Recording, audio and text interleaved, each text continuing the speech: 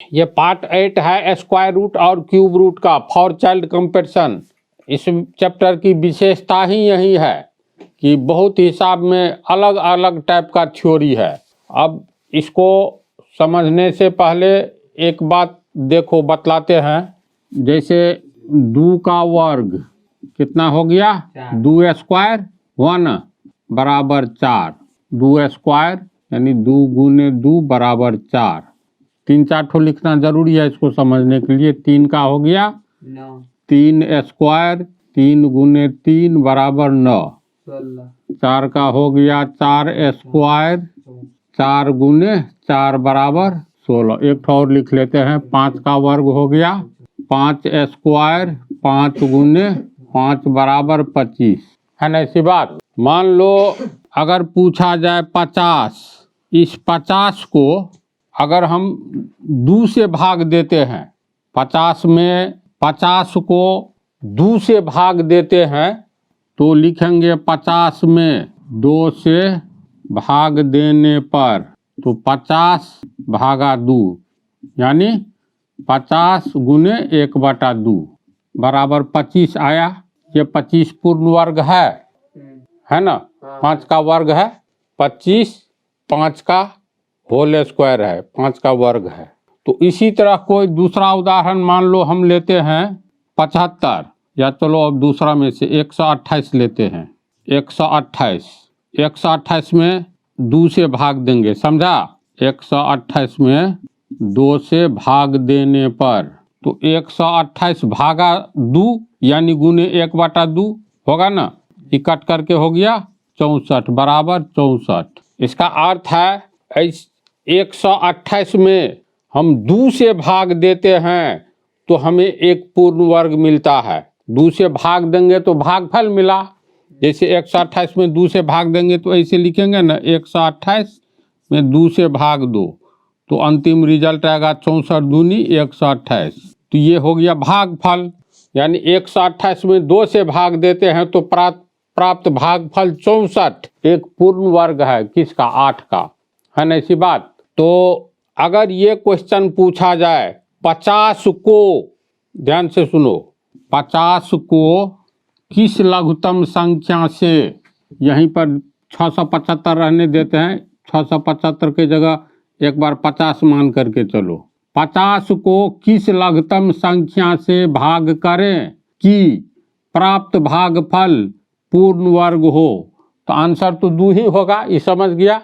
तो इसके लिए हम लोग क्या करेंगे, 50 का वर्गमूल रूट में लिख करके जोड़ा संख्या बनाएंगे, समझा।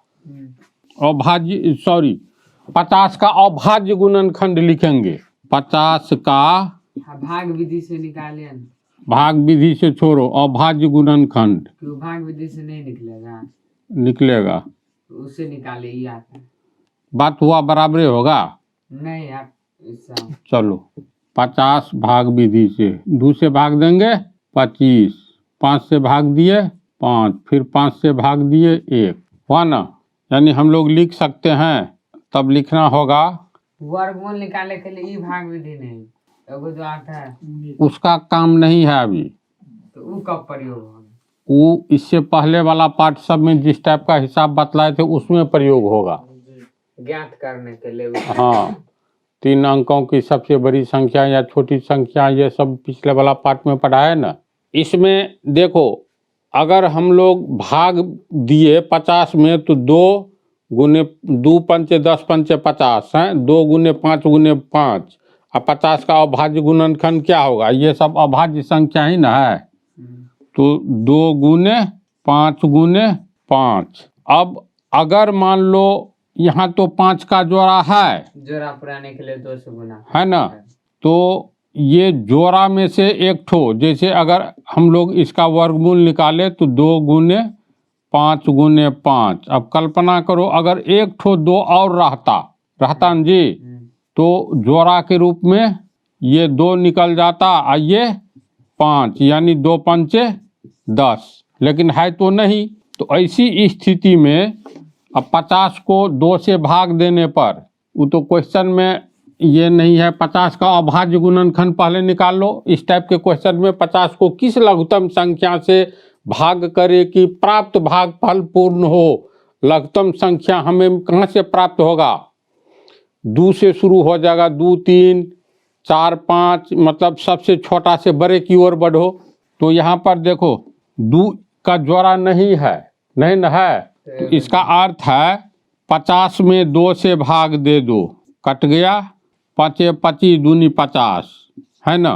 तो जोड़ा वाला रहने देंगे, इसको लिख सकते हैं और 2 गुने 5, 2 पंचे 10, पंचे 50 और 5 गुने 5, ये समीकरण में क्या होता है? ये तो इक्वेशन बन गया, 2 नीचे जाएगा, 50/2 कट करके हो गया 25।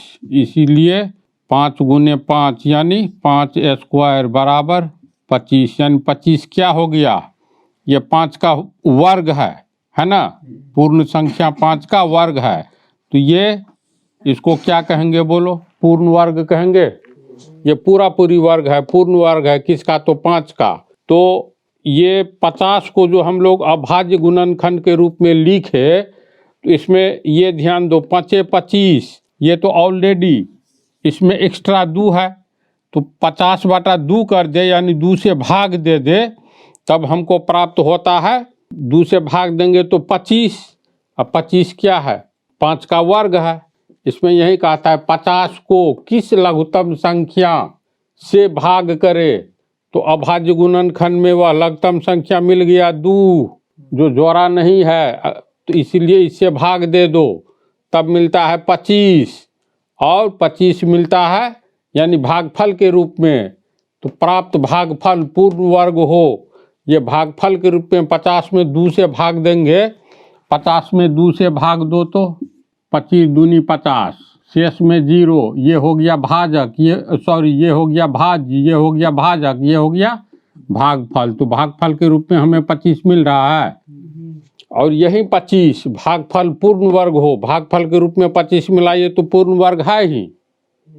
समझ गया तू लोग समझा? अब यहाँ 50 के बदले 675 पर सीधे आ जाओ। तो 675 का हम लोग देखते हैं अभाज्य गुणनखंड करके, जो बेजोड़ा संख्या कौन है। जैसे 50 में बेजोड़ा 2 आ गया ना, तो इसी 2 से भाग दे दिए, तब हम लोग को पूर्ण वर्ग प्राप्त हुआ। तो यहाँ पर आंसर 1, 675 का पहले अभाज्य गुणनखंड निकाल लो। बोलो कितना होगा? कैसे निकालोगे? तो 675 में सबसे छोटी संख्या किससे भाग लगेगी? 2 से नहीं, 3 से।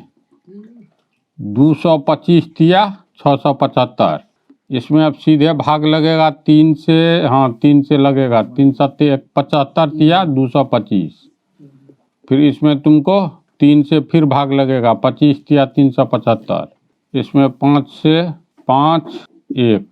675 का अभाज्य गुणनखंड ये है, 5 5 25 तिया 75 तिया 225 तिया 675, 3 एक्स्ट्रा, यानी 3 गुने 3 गुने 3 गुने 5 गुने 5, 3 3 बार है, 2 बार 5, 3 2, ठीक है ना। इसका ये अभाज्य गुणनखंड निकल गया। अब देखो 675 का अगर हम लोग अभाज्य गुणनखंड करते हैं, तो अगर कहेंगे 675 का वर्गमूल कितना होगा, वर्गमूल निकालोगे तो अभाज्य गुणनखंड के रूप 675 लिखोगे, है ना।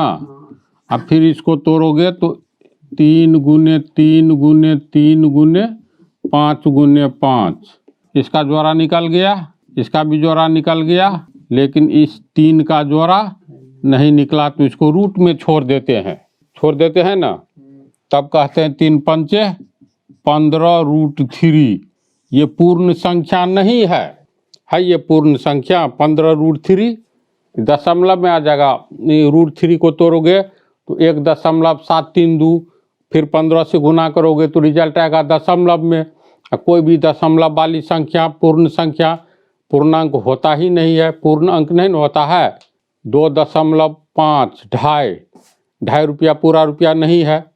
2.3 2 रुपया 30 पैसा हुआ, 2 रुपया 30 पैसा पूरा रुपया नहीं है, या तो 2 रुपया पूरा है, या इससे आगे 3 रुपया पूरा है। तो 675 का वर्गमूल में किसका जोड़ा नहीं है? 3 का जोड़ा नहीं है, तो इसका मतलब ये 3 हटा दो, समझा? यहाँ इसके अभाज्य गुणनखंड में 3 का जोड़ा है, 5 का जोड़ा है, इसका मतलब ये 3 से इसमें 675 में भाग दे दो, इसको हम लोग लिख सकते हैं ना। और ये 3 तिया 9 तिया 27 और 5 25, यानी 5 25 तिया 75 तिया 225 तिया 675, यानी 3 गुने 3 गुने 3 गुने 5 गुने 5, इसको गुना करके आता है 675।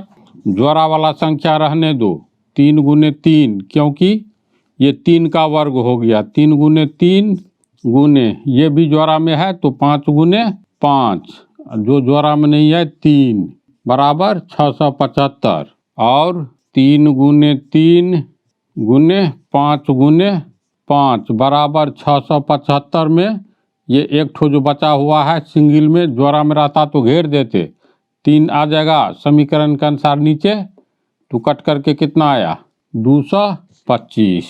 अब इसको लिख सकते हैं 3 पंचे 15, इसका 1 3 इसका 1 5, 15 गुने 3 पंचे 15 बराबर 225, इसीलिए 15 गुने 15 15 स्क्वायर हुआ बराबर 225, यानी 15 का वर्ग है 225, है ना। तो अगर 675 के अभाज्य गुणनखंड में बेजोड़ा अंक से भाग देते हैं तो हम लोगों को अंत में 225 मिला, ये तो पूर्ण वर्ग है। कहता है 675 को किस लघुत्तम संख्या से भाग करे, तो वह सबसे छोटी संख्या, यहाँ 3 न है, 5 तो नहीं है, अगर है 5 तो ये तो जोड़ा में है, तो यहाँ सबसे लघुत्तम संख्या 3 है, जिससे हम लोग 675 को विभाजित करें तब हम लोग को प्राप्त होता है 225, और 225 15 का वर्ग है, यानी पूर्ण वर्ग है, समझा।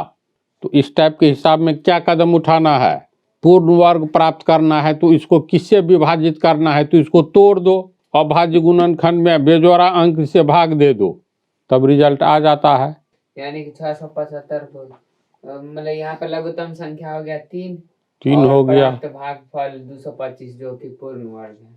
हाँ समझ। तो हम लिखेंगे इससे आगे, अतः 675 के कारण यहाँ ये लिखेंगे, पहले यहाँ 675 के अभाज्य गुणनखंड में जोड़ा संख्या कौन नहीं था, ये 3, इस दूसरे 3 का, यानी 3 ठो 3 में से 1 ठो 3 बेजोड़ा है ना। यहाँ 675 के अभाज्य गुणनखंड में 1 3 बेजोड़ा है, जिससे 675 को विभाजित करने पर, यानी भाग देने पर, भाग करें, लघुत्तम संख्या से भाग करें तो 675 को भाग करने पर कितना आया 225 ना, भाग करने पर 225 यानी पूर्ण वर्ग प्राप्त होता है। इसलिए कहता है किस लघुत्तम संख्या से, तो 675 के अभाज्य गुणनखंड में 1 3 यानी 3 ठो 3 में 1 3 बेजोड़ा है, जिससे 675 को भाग करने पर 225 यानी पूर्ण वर्ग प्राप्त होता है। तो आंसर कौन सा हो गया, 3 से भाग किए, है ना, लघुत्तम संख्या, आंसर में लघुत्तम संख्या 3, लघुत्तम संख्या बराबर 3। तो इस टाइप का बन जाएगा ना। बोलो तुम लोग कोई प्रॉब्लम नहीं ना, चलो तो इस पार्ट में इतना रहने दो।